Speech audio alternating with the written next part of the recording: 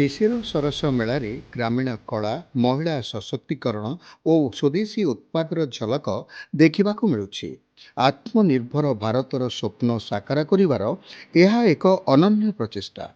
ଓଡ଼ିଶା ଗ୍ରାମୀଣ ବିକାଶ ଓ ବିପଣନ ସମିତି ଓର୍ମାସ ପକ୍ଷରୁ ଆୟୋଜିତ ମେଳାରେ ଭଳିକି ଭଳି ଡିଜାଇନର ହସ୍ତତନ୍ତ, ହସ୍ତଶିଳ୍ପ, ଅଳଙ୍କାର, ସବାଇ ଘାସରେ ପ୍ରସ୍ତୁତ ସାମଗ୍ରୀ ସହ ବିଭିନ୍ନ ସାମଗ୍ରୀ ଗ୍ରାହକଙ୍କୁ ଆକୃଷ୍ଟ କରୁଛି।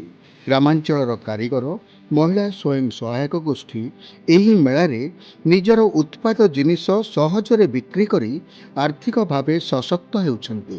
ସବାଇ ଘାସର ଯିଏ ବି ଜାଣିଛନ୍ତି ତାର ଚାହିଦାଟା ବହୁତ ଅନେକ ବହୁତ କାମ କରିପାରୁଛନ୍ତି, ଟିକେ ଜାଣିପାରୁଛନ୍ତି ସବାଇ ଘାସର କ'ଣ କେତେ ଲାଷ୍ଟିଂ ହେଉଛି କ'ଣ ହେଉଛି ସେମାନେ ସମସ୍ତେ ଜାଣିପାରୁଛନ୍ତି, ସେଥିପାଇଁ ବିକ୍ରିଟା ବହୁତ ହେଉଛି। ଏ ମେଳାକୁ ବଢ଼ିଆ ବିକ୍ରି ବଟା ବଢ଼ିଆ ସ୍ପେଶାଲିଟି ସ୍ପେଶାଲିଟି ବଢ଼ିଆ ସୋନପୁର ପାଟର ବହୁତ ଫେମସ୍ ଅଛି, ବଢ଼ିଆ ବିକ୍ରି ବଟା ବି ବଢ଼ିଆ ଚାଲିଛି। ଓର୍ମାସ ତରଫରୁ ଆମର ମେଳାକୁ ଆସିବାକୁ ଦେଇଛନ୍ତି, ତାପରେ ଟିକେ ରହିବା ପାଇବା ସବୁ ସୁବିଧା ହେଇଛି। ଶିଶିର ସରସ ମେଳାରେ ଓଡ଼ିଶାର ସବୁ ଜିଲ୍ଲା ସହିତ ଦେଶର ଅନ୍ୟ 20ଟି ରାଜ୍ୟର କାରିଗର ଓ ଉତ୍ପାଦକମାନେ ଅଂଶଗ୍ରହଣ କରିଛନ୍ତି। ସରକାରଙ୍କ ପ୍ରୋତ୍ସାହନରେ କାରିଗରମାନେ ସ୍ୱଦେଶୀ ସାମଗ୍ରୀର ବିକ୍ରି ବଟା କରୁଛନ୍ତି। ସବୁ ଜିନିଷ ଗୋଟିଏ ଜାଗାରେ ମିଳୁଥିବାରୁ ଜନସାଧାରଣ ଖୁସି ବ୍ୟକ୍ତ କରିଛନ୍ତି। ସମସ୍ତଙ୍କୁ ମୌକା ମିଳିଲା କି ହଁ ଫ୍ୟାମିଲି ସାଙ୍ଗରେ ଏକା ସାଙ୍ଗେ ଆସି ବୁଲିକି ଯିବାର। ଶିଶିର ସରସ ତ ମୁଁ ଛୋଟବେଳୁ ଆସୁଛି ହିଁ, ସିଏ ବହୁତ ଭଲ ବି ଲାଗୁଛି। ଏଥର 200ଟା ଷ୍ଟଲ୍ ପଡ଼ିଛି, ଏଥର ବହୁତ ଅଲଗା ଅଲଗା ଷ୍ଟେଟ୍ରୁ ବି ଆସୁଛନ୍ତି, ଯେଉଁଠୁ ଆସିକି କେମିତି ଶିଖିବା, କେମିତି ଲୋକମାନେ ବାଏ ଆଣ୍ଡ ସେଲ୍ ଯେଉଁ ବେସିକ୍ କମର୍ସ ଫ୍ୟାକ୍ଟରରେ ଆମେ ଶିଖୁଛୁ ସେଇଟା ଗୋଟେ ଭଲ ଜିନିଷ ପାଇଁ ଶିଖିବାକୁ ଆସୁଛୁ। ଶୀତୁଆ ପରିବେଶରେ ସାଙ୍ଗସାଥୀ ପରିବାର ସହ ବୁଲିବାର ମଜା ନେଉଛନ୍ତି ଜନସାଧାରଣ।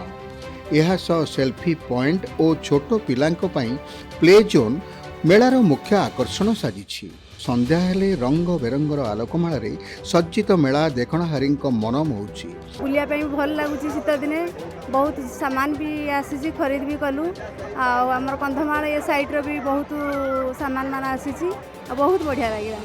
ଜିନିଷ ଗୋଟେ ପ୍ଲାଟଫର୍ମରେ ସବୁ ଜାଗାରେ ମିଳେ, ସେଥିପାଇଁ ଆମେ ଆସି ସବୁ ବୁଲାବୁଲି କରି ଏବଂ ଖାଦ୍ୟ ପଦାର୍ଥ ବହୁତ ବଢ଼ିଆ ମିଳେ। ଶିଶିର ସରସ ମେଳାରେ ଆପଣ ତ କିଣିପାରିବେ ବିଭିନ୍ନ ଜିନିଷ, ତା ସହିତ ଖାଇବାର ବି ମଜା ନେଇପାରିବେ। ଆପଣ ବି ଆସନ୍ତୁ ଏବଂ ଖାଇବା ସହିତ ବିଭିନ୍ନ ଜିନିଷ କିଣି ଏହାର ମଜା ନିଅନ୍ତୁ। ମୁଁ ଓମ୍ ଶୁଭମ୍, ଡିଡି ନ୍ୟୁଜ୍ ଓଡ଼ିଆ।